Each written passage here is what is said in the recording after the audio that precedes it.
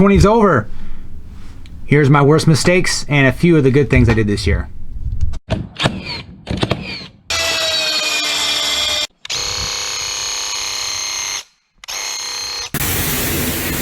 All right, mistakes this year has to be number one, overbooking myself. 2020 was a great year for us, the family, myself, the business.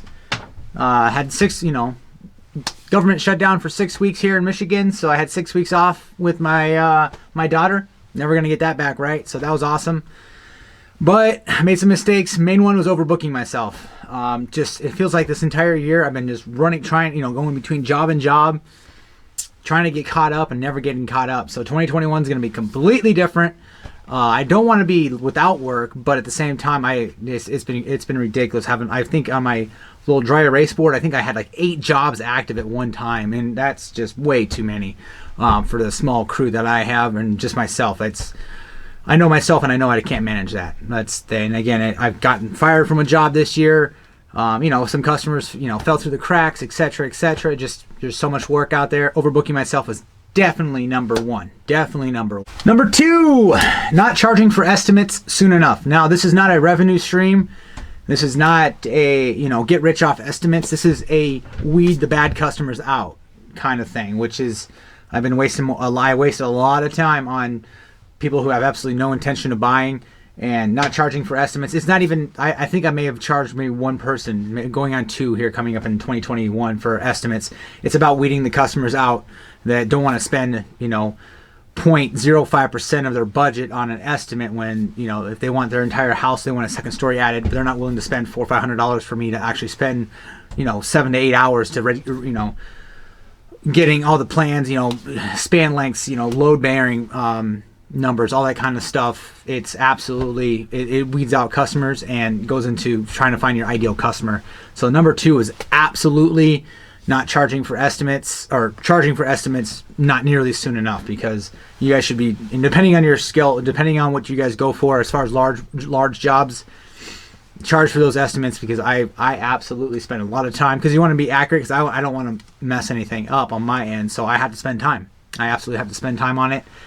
Time's got to be paid for, right? So charge for your estimates. I did not charge for them soon enough, and it's cost me a little bit in the time factor for sure on the business wise. So saved. Number 3, absolutely, I hired 2 employees right off the bat in, I believe, in March, and I should have just went with 1 right off the bat just to kind of feel it. I kind of expanded too fast, like most people do with 2. 1 didn't work out. We had to let him go, but at the same time, 1's absolutely working out, and we're better for it. But hiring 2, I would say if you're looking at this, watching this, do 1 guy at a time, see if that works, because man, like it takes the right person for sure. So absolutely hire 1 person at a time, unless you absolutely have to do a crew.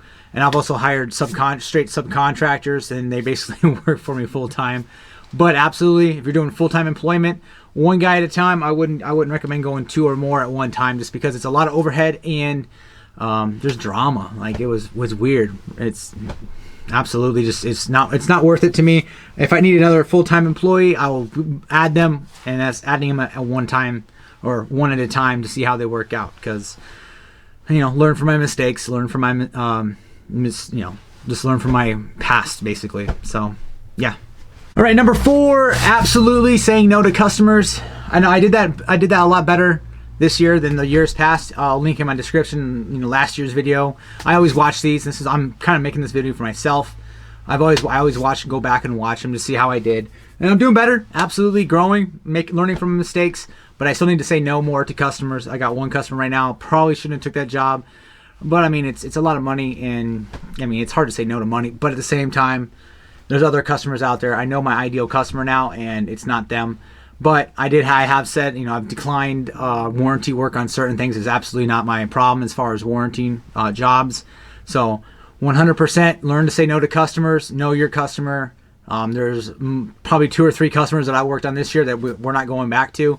Firing them, like there's no more work. Absolutely not. It's not doing it. So. Learning to say no, knowing if they ask, say, hey, sorry, not doing it. They're basic, either out of my range, you're not my ideal customer.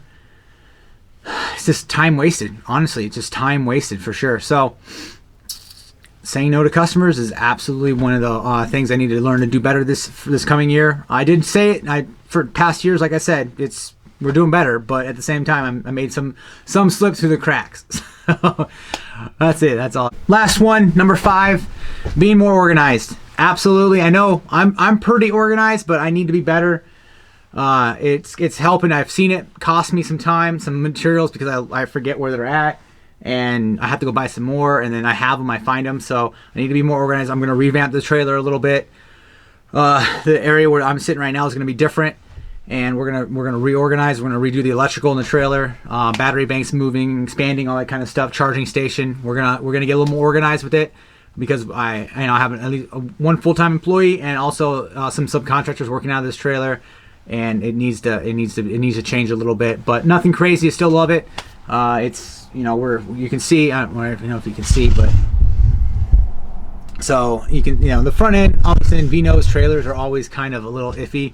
So I'm gonna make use of this area a lot better and expand it. So obviously I have new tools or more tools, and I need to make sure they all have a spot. So that's my big mistake. Those are my 5 big mistakes for this video, you guys, for this year. 2021 is gonna be better. 2020 wasn't great. It wasn't, obviously it was, iffy for a lot of people, but for us, we had a pretty good year. Could have been better, absolutely. Could have been worse, absolutely. Could have definitely been way worse. So here's to another great year. Happy New Year, everybody. I think this video is going to come out, I think, Friday, so that's actually New Year's Day. Like and subscribe. I'll see you in the next video.